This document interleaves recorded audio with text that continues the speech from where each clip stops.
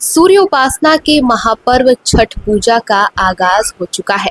घाटों की सफाई से लेकर पूजा की तैयारियों तक पूरे उत्तर भारत में भक्ति और आस्था का सैलाब उमड़ पड़ा है। नहाय खाए के पावन विधि से शुरू हुआ ये पर्व सूर्योदय अर्घ के बाद ही खत्म होता है। इसी बीच महापर्व को लेकर उत्तर प्रदेश के मुख्यमंत्री योगी आदित्यनाथ ने भोजपुरी स्टाइल में महिलाओं को बधाई दी। सोशल मीडिया पर योगी ने वीडियो जारी कर कहा कि रउआ सब पर छठी मैया के कृपा बनल रहे। योगी ने लिखा कि सूर्य उपासना और लोक आस्था के महापर्व छठ की आप सभी को हार्दिक शुभकामनाएं। योगी ने वीडियो जारी कर कहा कि रउआ सब पर छठी मैया के कृपा बनल रहे। परिवार खातिर कठिन व्रत रखे वाली माता बहन लोगन के हमरे तरफ से विशेष मंगल कामना। नमस्कार। सूर्योपासना और लोक आस्था के महापर्व छठ की आप सभी को हार्दिक बधाई। रउआ सब पर छठी मैया की कृपा बनल रहे। परिवार खातिर कठिन व्रत रखे वाली माता आ बहन लोगन के हमारी तरफ से विशेष मंगल कामना। छठ महापर्व प्रकृति, श्रद्धा और अनुशासन का एक अनुपम संगम है। सूर्योपासना के माध्यम से यह हमें जीवन में प्रकाश, ऊर्जा और संतुलन का संदेश देता है। यह पर्व केवल पूजा नहीं बल्कि हमारी सांस्कृतिक आत्मा का उत्सव है। छठी मैया की कृपा से सभी व्रती अपने संकल्प में सफल हों, स्वास्थ्य, सुख और समृद्धि का जीवन पाएं।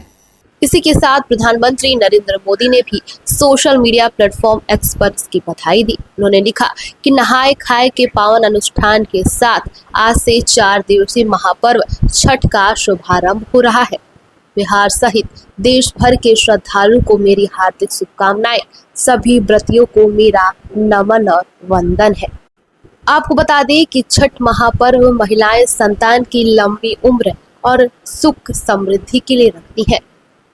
शास्त्रों के में कहा गया है कि कार्तिक मास में सूर्य अपनी नीच राशि में होते हैं, इसलिए सूर्यदेव की विशेष उपासना की जाती है। वहीं छठी मैया को संतान, समृद्धि और परिवार की रक्षा करने वाली देवी के रूप में पूजा जाता है। इस व्रत को करने के लिए सबसे पहले नहाय खाए करना होता है, जिसमें व्रती प्रातःकाल गंगा, नदी, तालाब या किसी पवित्र जलाशय में स्नान करते हैं। नहाने के बाद व्रती शुद्ध, सिंपल और साफ कपड़े पहनते हैं। नहाने के बाद रसोई और पूजा स्थल को अच्छी तरीके से साफ किया जाता है। ऐसा कहा जाता है कि छठी मैया साफ और पवित्रता की प्रतीक है, इसलिए किसी भी तरह की अशुद्धि नहीं होनी चाहिए। इस दिन व्रती एक बार ही भोजन करते हैं, जिसे नहाय खाए का प्रसाद कहा जाता है। दूसरे दिन होता है खरना। खरना छठ पूजा का दूसरा दिन होता है।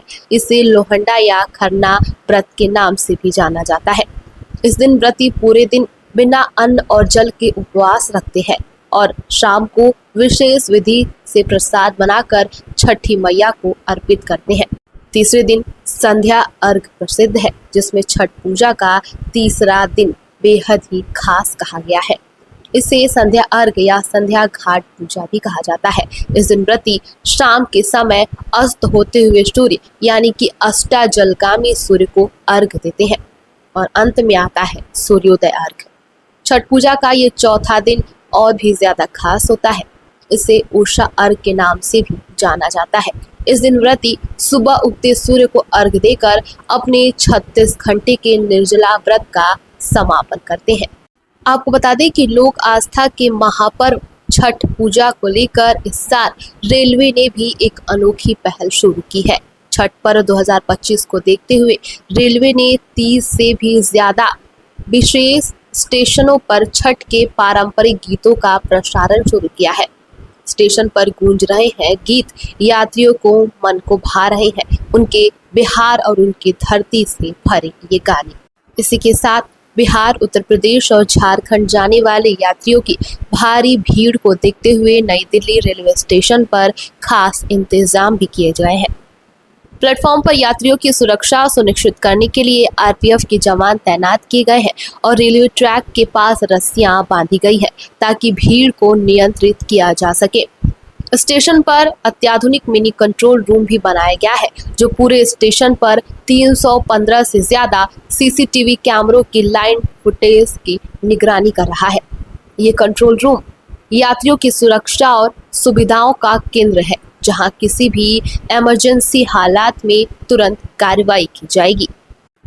4 दिन चलने वाला ये पर्व सिर्फ पूजा नहीं, ये मातृत्व, संयम और श्रद्धा की परंपरा के रूप में किया जाता है। नहाय खाए से शुरू होकर संध्या अर्घ और उषा अर्घ तक हर चरण में भक्ति और अनुशासन की अनूठी मिसाल भी देखने को मिलती है। और शायद यही कारण है कि लोग छठ पूजा के अवसर पर विदेशों से भी अपने स्वदेश वापस लौट जाते हैं और अपने मिट्टी पर माता छठ की पूजा अर्चना करते हैं। खैर, बिजटॉक मीडिया की तरफ से आप सभी को छठ महापर्व की हार्दिक शुभकामनाएं।